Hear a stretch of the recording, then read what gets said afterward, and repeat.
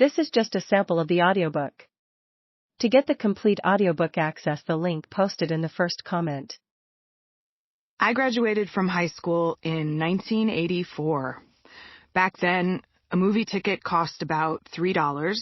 The Apple Macintosh computer had just come out, and Ghostbusters with Dudes was the top-grossing movie.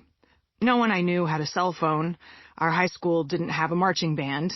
And that year, our class didn't have a graduation speaker either. In another 3 decades, a robot will dispense wisdom via satellite from space or from one of those islands Richard Branson owns, and you'll watch it on the drone projector in your safe house. Apologies if my sophisticated comprehension of the future of technology goes over your head. I don't remember much about my graduation ceremony. It was just too hard for me to focus. I was wearing a scratchy white dress. It was hot outside and even stuffier under the polyester robes. We barely had any good hair products back then, and my hair was always poofy. I was wearing heels I'd never worn before, and they'd given me a blister. We were seated alphabetically, and I didn't know the students who sat to my left or right. My close friends were scattered somewhere across the auditorium, but I couldn't see any of them. Everything felt off and strange and muggy. Even having my diploma in hand felt sort of like an empty victory. Well, not sort of, since due to library fines, my diploma was being held, and the pleather envelope I received after I shook hands with the principal was actually empty. Inside was just a blank piece of paper. No name, no date, no year. My diploma would be held hostage until I returned my long-overdue copy of Robinson Crusoe. I was somehow both overwhelmed and scattered, far from focused on my future. On that graduation day, I could see about as clearly as, will Cindy's older brother buy us enough wine coolers for the party tonight? You know, deep, intellectual stuff.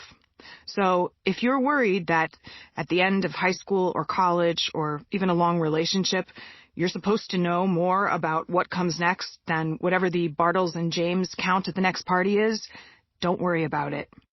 Thresholds, passages, finales of any kind tend to have a forced, fake cheery, New Year's Eve type pressure about them.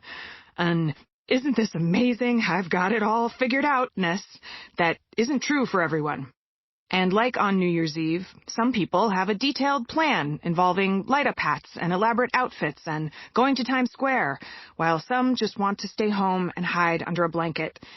Neither method of handling a supposed big life moment guarantees what the future will bring. Both are valid choices. Except going to Times Square on New Year's. I mean, that's just nuts. In high school, I dreamed of one day becoming a professional actor, but had no idea how or if or when that could ever happen. So in the meantime, I auditioned for school plays. In my freshman year, I was cast as townsperson number 3 in the spring musical Lil Abner. I was thrilled to be part of the company and to have any role at all. Sophomore year, I was the understudy for the lead in Anything Goes, and I was as proud as I'd ever been the night I got to play Reno Sweeney, even though it was just a rehearsal, and even though the audience was comprised of only a few stagehands and a smattering of my fellow company members waiting for their cues. It was during my junior year that I was cast as Dolly in Hello, Dolly, my first leading role, and I loved every minute of it. To this day, my father still gets a faraway, misty look when he talks about my performance. A standing ovation all 3 nights, he'll say to anyone who'll listen. Even if gently reminded that I've had a few acting jobs since then, for him, nothing has had quite the staying power of that year's accomplishment.